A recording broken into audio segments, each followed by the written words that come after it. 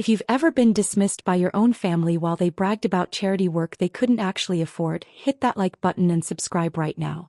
You're not going to want to miss what happened next. My sister Morgan had been planning the Anderson Family Foundation's annual gala for 3 months. She transformed it into her personal social climbing expedition, complete with a guest list that read like a Fortune 500 directory and a minimum donation requirement that would make most people choke on their champagne. I was sitting in the back of the foundation's cramped conference room, quietly reviewing catering invoices on my tablet, when Morgan swept in wearing a designer dress that cost more than most people's monthly rent. Mom followed close behind, equally overdressed for a planning meeting. "We need to discuss the final guest list," Morgan announced, dropping a leather portfolio on the table with unnecessary drama. "This year's gala is going to put the Anderson name on the map with Seattle's elite philanthropic circles." The volunteer coordinator, a kind woman named Patricia, looked up from her notes. "We have 240 confirmed attendees. That's our biggest turnout in the foundation's history."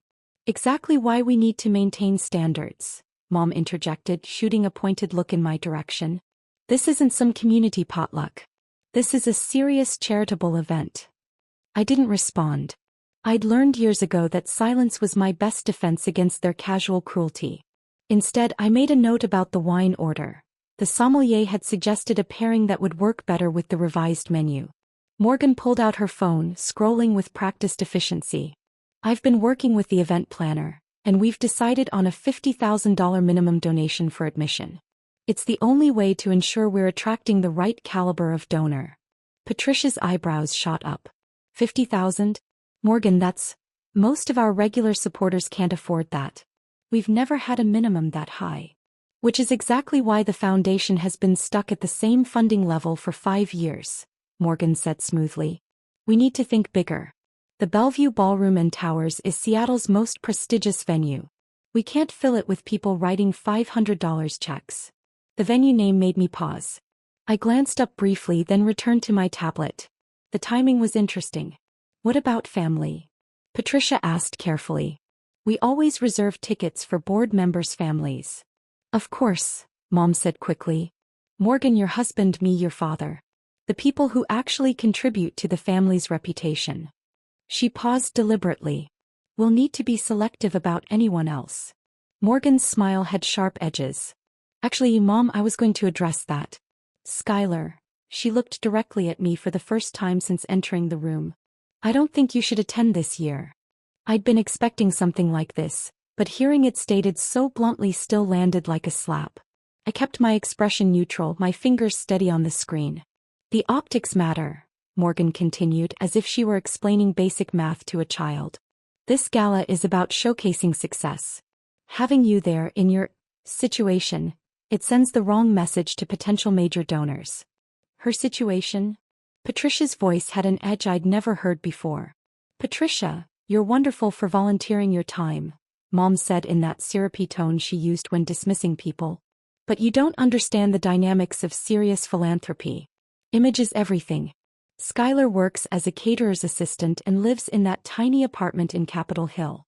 She's wonderful in her own way, but she's not exactly the face of the Anderson family legacy.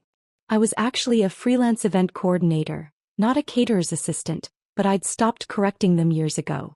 What they didn't know was that event coordinator was the simplest way to describe my actual work. I just never bothered to elaborate on the scale." "I understand," I said quietly, setting down my tablet. "I'll remove myself from the guest list." Morgan looked almost disappointed that I hadn't argued. She'd probably prepared an entire speech. "Good. I knew you'd see reason. You can still help with setup if you want. Behind the scenes, you know." "I appreciate the offer," I replied, keeping my tone even. "I'll let you know." The meeting continued with discussions about floral arrangements and photographer contracts. I stayed quiet, occasionally making notes, while Morgan and Mom debated between 2 nearly identical centerpiece options that cost $300 per table. What they didn't know, what they'd never bothered to ask about, was that 5 years ago, I'd used the small inheritance from Grandma Ruth to start a property investment company. Grandma Ruth had been the only family member who'd seen past Morgan's perfect facade and Dad's dismissive attitude. She'd left me $200,000 with a note that said, Build something they can't take from you. I'd taken that money and with guidance from my mentor Elena Rodriguez, a commercial real estate developer I'd met through my actual event coordination work, turned it into a portfolio of 7 commercial properties across Seattle. My specialty was historic buildings. I bought neglected landmarks, restored them, and leased them to businesses that appreciated architectural significance. The Bellevue Ballroom and Towers was the crown jewel of that portfolio. I'd purchased it 18 months ago for $8.5 million when the previous owner's estate needed a quick sale. The building was a 1920s masterpiece that had been criminally undermaintained. I'd invested another $3.5 million in restoration, preserving the original Tiffany windows, refinishing the maple floors, updating the electrical and HVAC while maintaining the historical integrity. The property was now valued at $12.2 million. And every single person who booked it for an event signed a contract with Skylar Anderson Properties LLC. I'd never mentioned my business to my family. Not because I was ashamed but because I'd wanted to see who they really were. Grandma Ruth's funeral had shown me their true colors. Morgan had spent the entire reception networking, Mom had complained about the catering, and Dad had actually asked if I'd be giving him a portion of his mother's money, since I probably didn't know what to do with it. That night, I decided to build my success in silence. Let them think I was barely scraping by. Let them dismiss me. Every condescending comment was just more evidence of who they'd chosen to be. Skylar. Patricia's voice pulled me back to the present. Are you okay? I'm fine, I assured her. Just tired. Long week. After the meeting, I stayed behind to help Patricia pack up. Once Morgan and Mom had left, Patricia turned to me with worried eyes. You don't have to take that from them, she said softly. The way they spoke to you. I know, I interrupted gently. But I pick my battles. This isn't one of them. What I didn't tell Patricia was that I'd already picked this battle. I'd picked it the moment Morgan had called me 3 months ago, gushing about booking the most incredible venue in Seattle, for a price that was almost too good to be true. I'd given the Anderson Family Foundation a 40% discount on the rental fee. Not because I supported their elitist approach to charity, but because I wanted to see exactly how far Morgan would go. How cruel she'd become when she thought I had no power to push back. Now I knew. And the knowledge sat in my chest like cold steel. That evening I met with Elena at her downtown office. She'd been my mentor and friend for 5 years, and she'd watched my relationship with my family deteriorate with barely concealed frustration. They uninvited you from your own venue?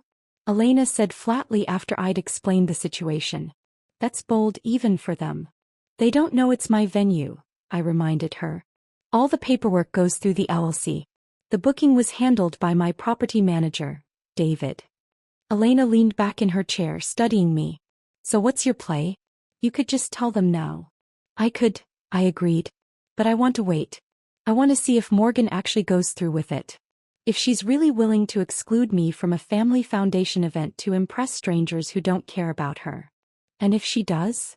I smiled, though there wasn't much humor in it. Then I'll have my answer about whether there's anything worth saving in this family. And I'll act accordingly. Drop a comment and let me know where you're watching from tonight. The next 2 weeks were instructive. Morgan called me once, not to apologize but to ask if I could help coordinate the catering setup on the day of the event. She phrased it like she was doing me a favor, offering me a chance to be involved, even if I couldn't attend as a guest. I declined politely. I had other plans for that evening. Mom sent a text 3 days before the gala. Morgan worked really hard on this. The least you could do is not make it about you. Some of us actually contribute to society. I didn't respond. Instead, I reviewed the event contract one more time with David, my property manager. Everything was in order. Payment had been received, the discounted amount processed through the foundation's account. The insurance was current. The catering company had confirmed their arrival time. The Bellevue Ballroom and Towers had never looked more beautiful. The restoration had revealed details that had been hidden under decades of poor maintenance. Intricate ceiling medallions, original brass fixtures, hand-carved crown molding. The grand ballroom could hold 300 guests comfortably, with soaring windows that overlooked Elliott Bay. It was going to be the perfect stage. On the morning of the gala, I received a call from David. We might have a situation, he said carefully. Your sister just arrived for setup and she's Making demands. What kind of demands? She wants to change the lighting configuration we discussed. She's insisting on using her own decorator instead of our recommended vendor. And, he paused. She asked if the owner would be attending tonight. Said she wanted to ensure we understood this was a high-profile event and everything needed to be perfect. I almost laughed. What did you tell her? That I'd pass along her concerns to ownership. She seemed satisfied with that. But Skylar, she's treating my staff like servants. It's getting uncomfortable. That was the line.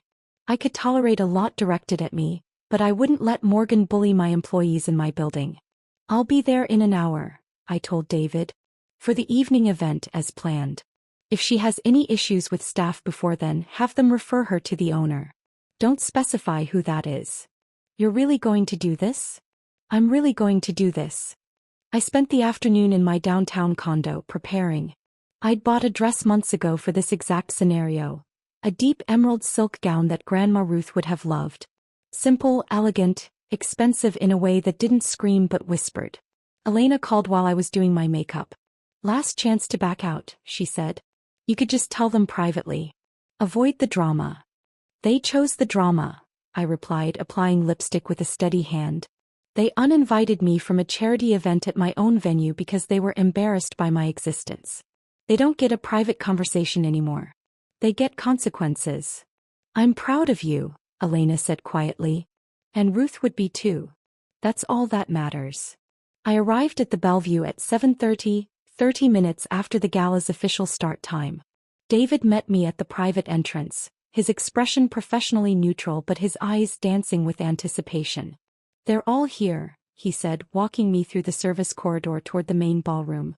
Your family's been holding court near the silent auction tables.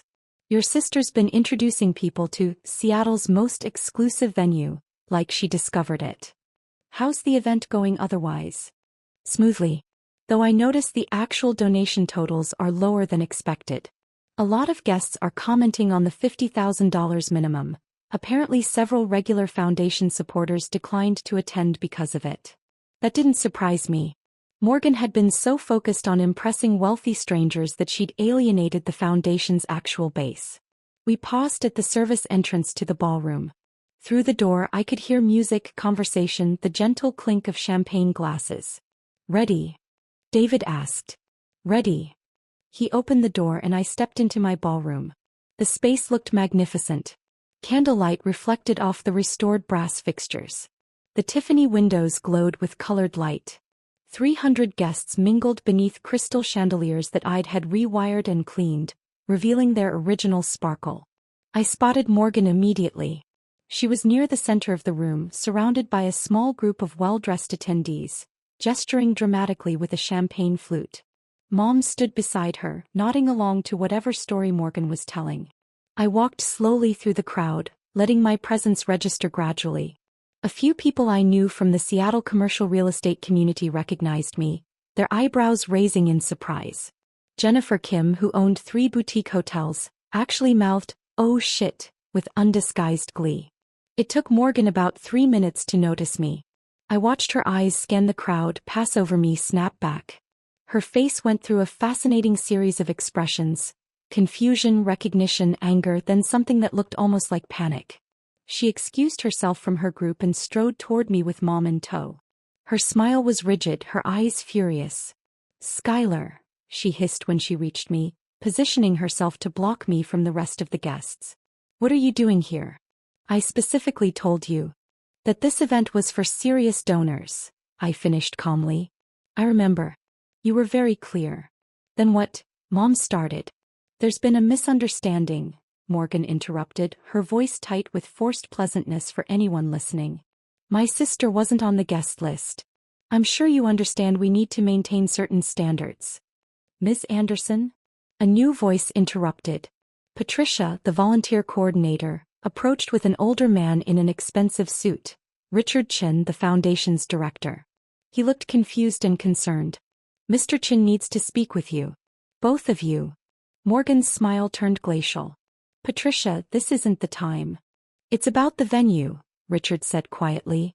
"There's been some confusion with the owner and we need to sort it out immediately." Perhaps we could step into one of the private rooms.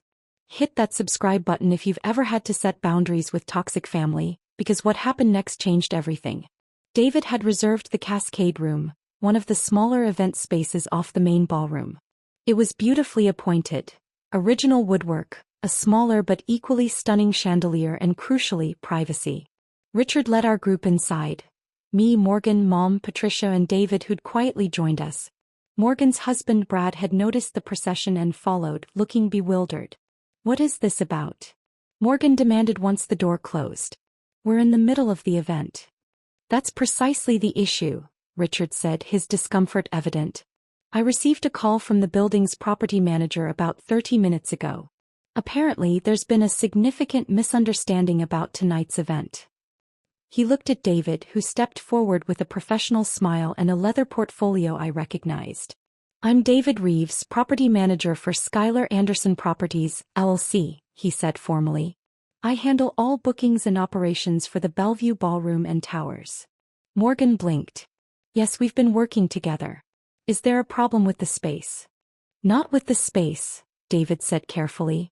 "But there's been some confusion about the guest list. Specifically about one guest who was apparently told she couldn't attend." "I don't understand what that has to do with," Morgan started. David opened the portfolio and removed a document, sliding it across the small conference table toward Richard. "This is the original booking contract for tonight's event. The one signed by the foundation 3 months ago." Richard picked it up, scanning quickly.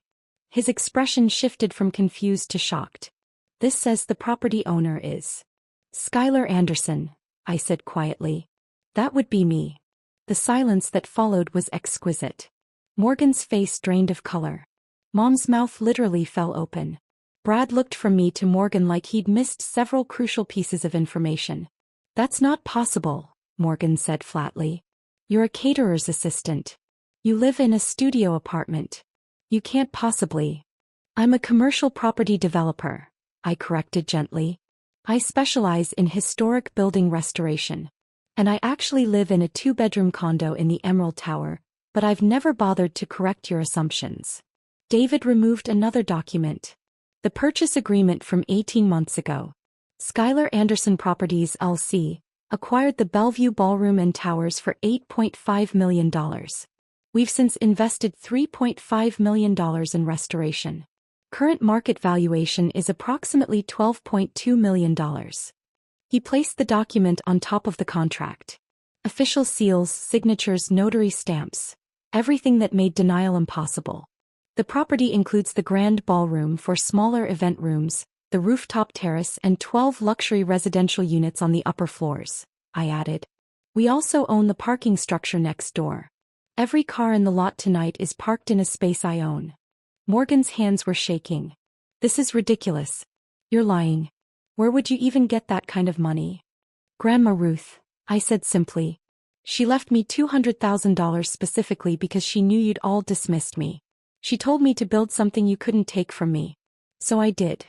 Mom made a small choked sound. "Ruth left you, but she barely left anything." "She left you $20,000 each," I corrected. "She left me 10 times that, with a note explaining exactly why. I still have the note if you'd like to read it." Patricia was trying very hard not to smile. Richard looked like he was calculating rapidly, probably running through every interaction the foundation had had with the venue. "The discount," he said suddenly. "We booked this space for 40% below market rate. I thought we'd just gotten incredibly lucky with the timing." "I gave the foundation a discount," I confirmed. "Because Morgan called me so excited about her big event, and I wanted to see how she'd treat me when she thought I had no power to object." Morgan's voice came out strangled. "You were testing us? You were excluding me," I replied, my voice harder now. "From a family foundation event. Because you were embarrassed by my existence. So yes, Morgan, I wanted to see if you'd actually go through with it. If you'd really tell your sister she wasn't worthy of attending a charity gala at her own property. You should have told us." Mom exclaimed. "This whole thing, you let us think." "I let you show me exactly who you are," I interrupted. "You thought I was struggling, and instead of offering help, you mocked me. You used my supposed failure as a punchline at family dinners. You uninvited me from events because my poverty embarrassed you. David cleared his throat. There's more. He removed a third document, this one thicker with multiple pages. Ms. Anderson requested I conduct a review of the foundation's financial practices when the booking was made. Given that her property was being used for fundraising, she wanted to ensure everything was legitimate. Richard's face went pale. A review? What kind of? A forensic accounting review, I said clearly, with a focus on donation allocation and expense reporting. Morgan shot to her feet. You had no right. I had every right, I countered, my voice cold steel. My property, my rules. And it's a good thing I did. David flipped through the pages, his finger landing on a highlighted section. The review found several concerning patterns. Over the past 2 years, the Anderson Family Foundation reported significant administrative expenses. Approximately $180,000 in total. Foundations have expenses, Morgan said quickly, but her voice cracked. That's normal. These expenses included personal clothing purchases marked as event attire, David continued relentlessly. A $15,000 family vacation to Hawaii marked as a donor cultivation trip, despite no donors being present. Regular transfers to personal accounts marked as consulting fees, despite no consulting services being documented. Richard's hands were shaking as he read the document. Morgan, please tell me this isn't. She's lying. Morgan shouted. She's making this up because she's jealous. I have receipts, I said quietly. Credit card statements from the foundation account. Bank transfer records. Photos from your Instagram showing the Hawaii vacation with the caption "Much needed family time." Not a word about donor cultivation. Your own social media provided half the evidence. Mom had sat down heavily, her face gray. Morgan, what did you do? The total misappropriation is approximately $180,000, David concluded, which constitutes charitable fraud under Washington state law. I've already filed the preliminary report with the Attorney General's office, as required when this level of financial irregularity is discovered. The door opened suddenly. Richard had called for backup without any of us noticing.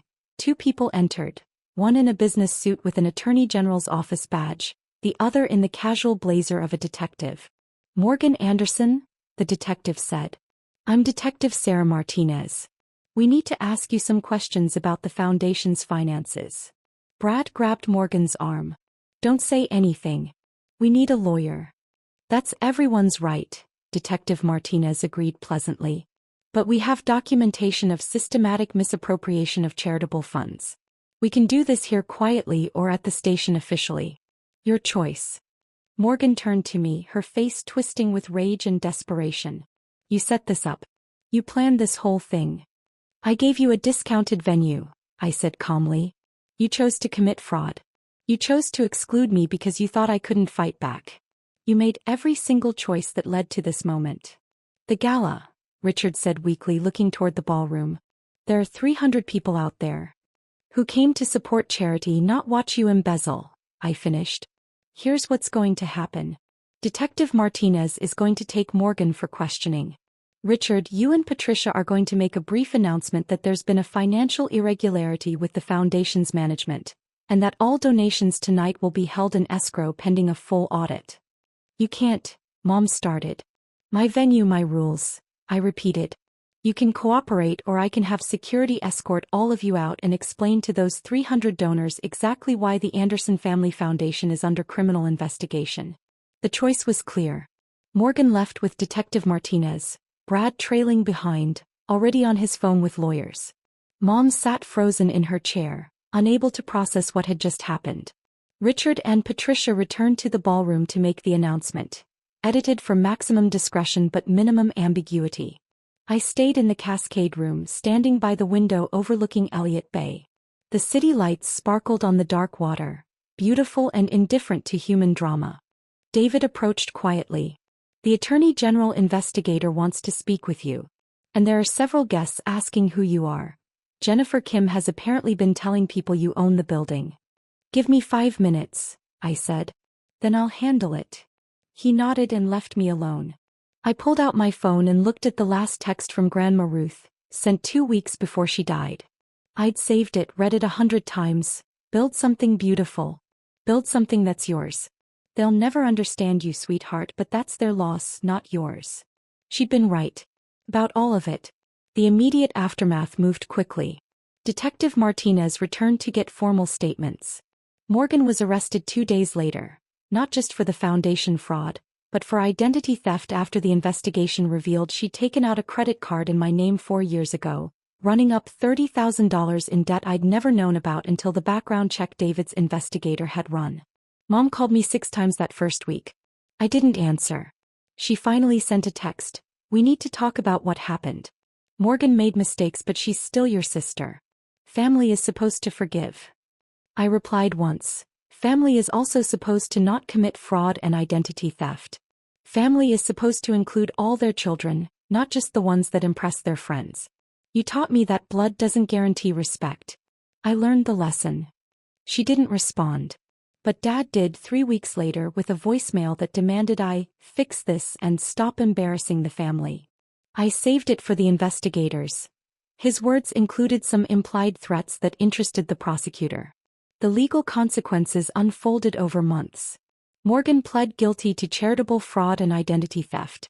She received 18 months in federal prison and was ordered to repay $210,000, the misappropriated foundation funds plus the credit card debt. Brad filed for divorce before she started her sentence. Last I heard, she was working in a grocery store after release, her social climbing dreams thoroughly crushed. Mom and Dad lost their house, not because of legal action, but because the mortgage had been underwater for years, propped up by loans from Morgan that had actually been stolen foundation money. Once that income stream ended, they couldn't keep up payments. The Anderson Family Foundation dissolved. Richard and Patricia started a new charitable organization with proper oversight and transparent accounting. I donated the first $50,000 to their genuine efforts. Patricia sent me a thank you card with a simple note. For real charity, not image management. My business expanded. The publicity from the case, handled carefully to focus on restoration and property development, not family drama, brought new opportunities. I acquired 2 more historic properties over the following year. Elena became my official business partner. We hired a team of 6, all people who appreciated architecture and understood that buildings had stories worth preserving. I changed my phone number. Blocked Mom, Dad, and Morgan on all platforms. Built boundaries with steel and reinforced them with distance. Brad reached out once months after the divorce. Apologetic, claiming he hadn't known what Morgan was doing. I didn't believe him. He'd been at those family dinners, laughed at those jokes about my situation, but I appreciated the attempt. I told him I hoped he'd learn something from the experience. He didn't contact me again. The Bellevue Ballroom and Towers became one of Seattle's premier event venues. We hosted weddings, galas, corporate functions, all carefully vetted, all treating our staff with respect. I implemented a policy. Anyone who was rude to our employees got escorted out immediately, regardless of how much money they'd paid. My building, my rules. I framed Grandma Ruth's note and hung it in my office. Build something they can't take from you. I did. And they couldn't. If you've ever had to walk away to save yourself, tell me your story in the comments. What would you have done? Does any of this feel familiar? Sometimes the family you build is worth more than the one you were born into.